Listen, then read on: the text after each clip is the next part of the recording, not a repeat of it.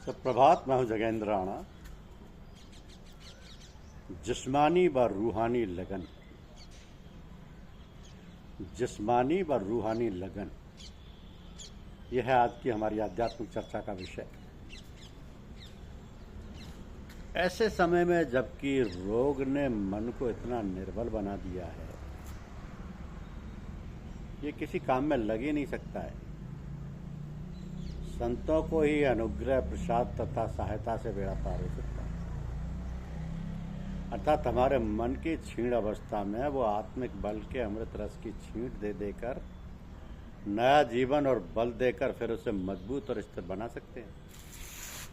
जैसे हकीम भस्म और रसादिक देकर क्षीण और निर्बल रोगियों में नया जीवन और बल पैदा कर देते हैं तथा जीवन का काम चल निकलता है। मनुष्य जीवन का कमाल व उद्देश्य यही है कि जात में लीन हो जाए और फिर वहाँ पहुँचकर उस जगह स्थित कर ले, यानी फना फिल्ला होकर बका बिल्ला होकर रहे। तो लम यानी वसल से मतलब ये है कि ईश्वर के सिवा तमाम संसारी पदार्थों से जी हट जाए और सबसे वैराग्य हो जाए। अंतर में दिल ऐसी अवस्था में रस जाए तथा खिंच जाए कि जहाँ रंग रूप और नाम ना हो, ऐसी जगह लीन हो जाए जो सबका आधार है। इस अवस्था का पहला दर्जा ये है कि अपने आप से गुम हो जाए, सब इंद्रियां मन के साथ लुप्त और महब हो जाए। इसको लीनता या ज्ञाबत कहते हैं। ये मौत से मिलती जुलती है, लेकिन मौत ऐसी अवस्था में भेद ये है कि मौत की हालत में कोई चीज़ अपने सामने नहीं रहती, मगर ऐसे लय या फना में हुजूर ही हुजूर होता है। यानी ऐसी बेसुधी की गहराई में बैठ जाए, सिर्फ एक लक्ष्य जो सामने है और जिसकी लगन में गहराई में डुबकी लगाइए, वही बाकी रह जाए। दूसरी चीज़ों के लिए मुर्दा की सी दशा हो जाए। कहा है कि जब दिल को नींद आ जाती है और रूह भी गाफिल होती है, तब मैं ही अकेला होता हूँ और यार की महफिल होती है। कल साहिल वालों से रो रो कर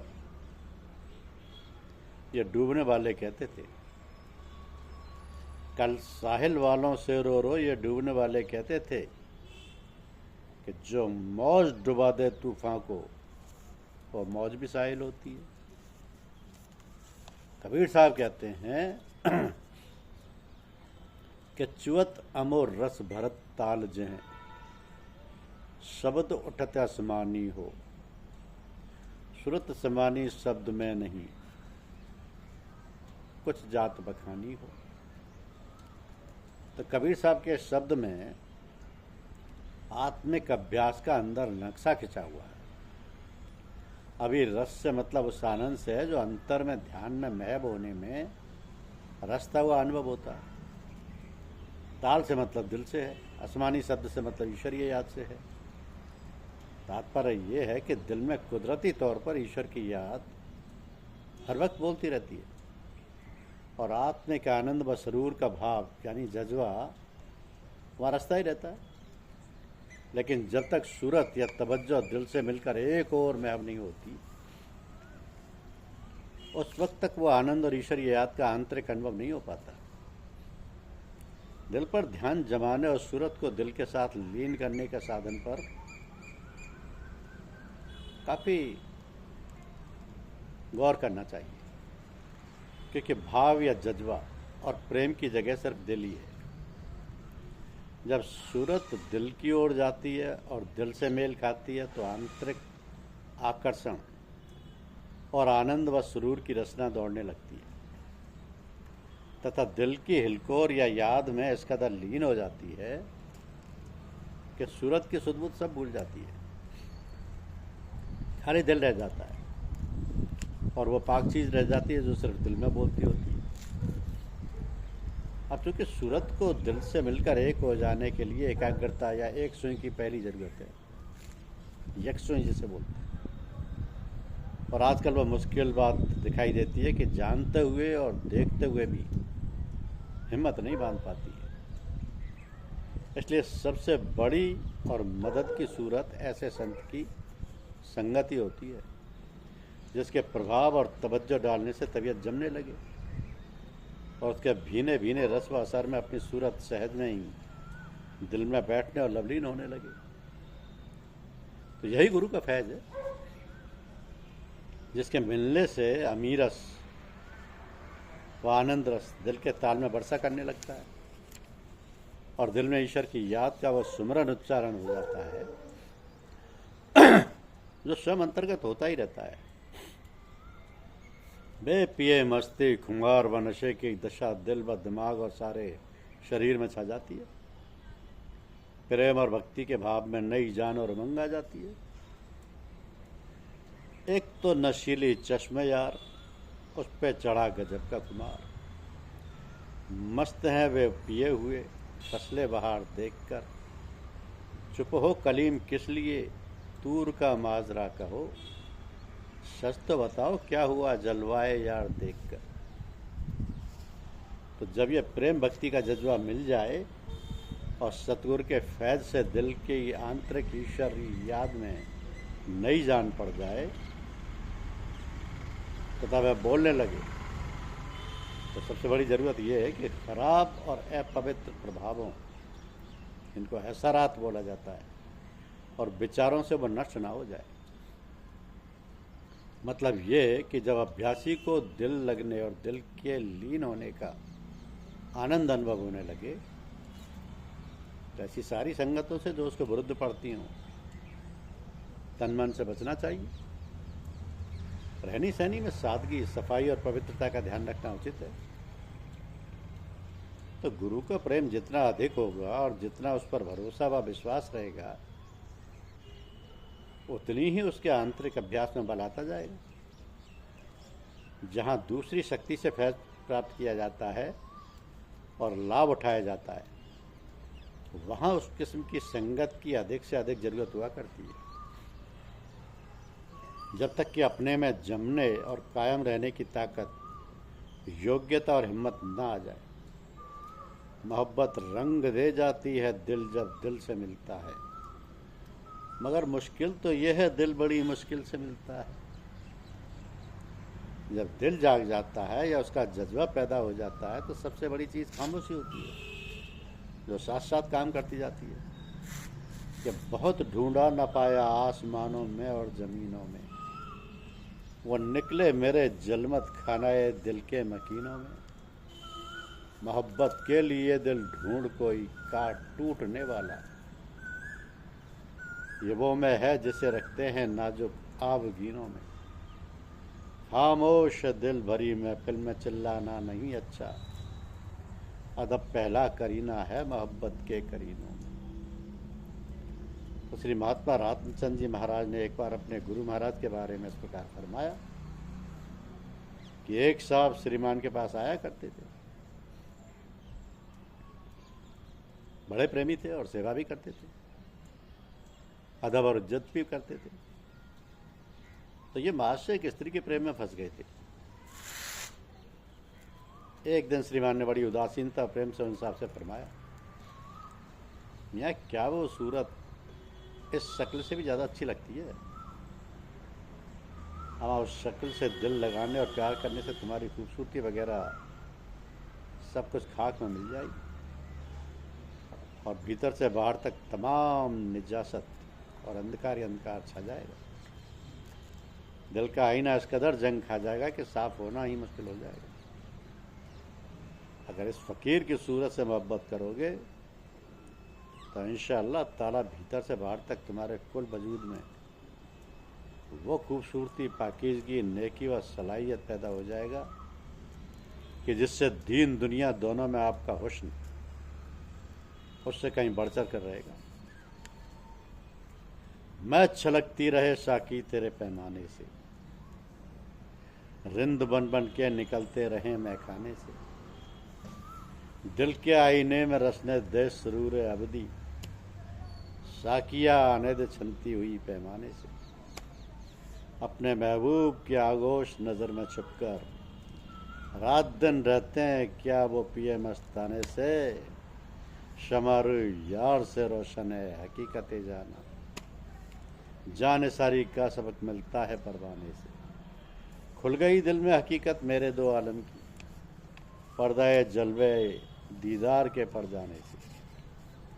तो जब तक मन में सफाई व शुद्धता नहीं पैदा हो जाती तब तक हृदय नहीं खुलता है। जिस तरह ज्योति को धुआं घेरे रहता है और उसका प्रकाश साफ काम नहीं करता है, इसी तरह मन जब मल विक्षेप और आवरण, इसको बोलते हैं खतरात हदीस नफस सोबर महसूसात से लथपथ होता है, तो उसके अंदर हृदय का प्रकाश नहीं खुलता है। मन की शुद्धताई से अपने अहंकार और शारीरिक व मानसिक कर्म और व्यवहार में सुंदरता, सहूलियत आदि सब कुछ आ जाती है। सलूक से भी यही मतलब है कि मन का पहलू हर रंग से सही और काबिल कबूल हो जाए। सलूक से मतलब है कि मन की सूरत को इस तरह काढ़ा सादा या संभाला जाए कि वह सूरत शरीर और इंद्रियों के कर्म और व्यवहारों से संबंध रखते हुए भी परमार्थ व ईश्वर प्राप्ति की कमाई करने में पूरी सहायक हो सके। अर्थात शारीरिक व मानसिक कर्मों में भी ये बात पैदा हो जाए कि उनके होने में भी परमार्थ का पहलू और तेज होता जाए। इस तरह पर अभ्यास को कायदे से करने से जब मन की सूरत अपने केंद्र पर जमने लगती है तो वहीं पर सुराग हो जाता है जो उसके भीतर तक फूट जाता है। तो वो सूरत जितनी अंदर घुसती जाती है उतना उसको हृदय के आंतरिक शब्द से संबंध हो जाता है। हृदय में ईश्वर का वास आत्मा के सत्प्रकाश का भान है। अतः जब सूरत उसमें बैठती है तो सिवा मालिक की याद के सब कुछ भूल जाती है। अब उस मुकाम से परमात्मा का प्रेम और सच्ची लगन प्राप्त होने लगती है। तो जिसके आनंद के सामने शरीर और संसार का प्रेम फीका पड़ जाता है और असल ईश्वर प्राप्ति का सच्चा मार्ग शुरू हो जाता है। इसी को सूफी संत तस्फिया कल्ब या हृदय की शुद्धता के नाम से पुकारते हैं। अर्थात मन की शुद्धता तज़किया नफ्स व हृदय की शुद्धता तमफिया कल्ब का मतलब ये है कि मन शरीर व सांसारिक कर्मों व व्यवहारों में ऐसी पवित्रता पाले कि मिजाज में ये बात पैदा हो जाए कि हर हरकत में परमार्थ व ईश्वर प्राप्ति में लगने की रुचि पैदा हो जाए। बुरी आदतें, बुरे ख्यालात आदि सब बदल जाएं और उनके बजाय सदाचार व सभ्यता ऐसी आनंद देने वाली बातें पैदा हो जाएं ताकि मन को शुद्ध और हल्का होने से आंतरिक हृदय में बैठने की सहायता व आदत हो सके। हृदय की सफाई से यह मतलब है कि अभ्यासी की सूरत हृदय में इस तरह घुसपैठ जाए कि हृदय में मालिक की याद और उसके प्रेम के सिवा सब कुछ भूल जाए। और इस बात को प्राप्त करने के लिए अभ्यास के जो सहज तरीके रखे गए हैं उनको आंतरिक सुमिरन जिक्र, आंतरिक ध्यान व सुमिरन मरकवा फिक्र और गुरु ध्यान यानी शगल राब्ता कहते हैं। तो ये अभ्यास के तरीके इसलिए रखे गए हैं कि दिल में मालिक का प्रेम इस प्रकार बढ़ जाए कि उसके सामने और सब चीज़ों के प्रेम कमज़ोर और फीके पड़ जाएं। निज कृपा से ईश्वर कृपा भी होने लगती है। तो कभी कभी ईश्वर कृपा से भी उसका प्रेम दिल में उमड़ा करता है, तो उससे बड़ी मजबूती और बड़ा विश्वास तथा बल पैदा हो जाता है। लेकिन ये याद रखना चाहिए कि आंतरिक ध्यान व सुमिरन जरूरी नियमों के साथ करना ईश्वर भक्तों के लिए मुख्य बात है। तमाम सांसारिक कामनाओं व इच्छा आदि को छोड़कर आंतरिक सुमिरन यानी ध्यान अधिक करना चाहिए, क्योंकि मालिक की याद की चोट हृदय पर जितनी अधिक लगाई जाती है उसी हिसाब से उतना ही ज़्यादा हृदय खुलता व जागता जाता है और एक सीधा सुरंग बन जाने से आत्मा की आनंद भरी रसिक व खुशगवार लहर दिल में होती हुई सर्वांग को आच्छादित कर देती है और अभ्यासी साधारण तरीके से आत्मिक आनंद व शांति में मुग्ध व लुप्त हो जाता है, जिसको फारसी में महबियत, बेखुदी व इस्तेगराक कहते हैं। तो जो सुमरन ध्यान यानी जिक्र फिक्र मन में किया जाता है वो विचार सहित होता है, यानी सूरत सतनाम का सुमरन ख्याली जबान से करती है और सतनाम के साथ नामी का ध्यान भी बना रहता है। जब यही सूरत सतनाम की टंकोर के साथ दिल पर चोट मारती अंदर घुसने लगती है और सुराग कर लेती है तो हृदय में आत्मा से सीधा संबंध जुड़ जाता है।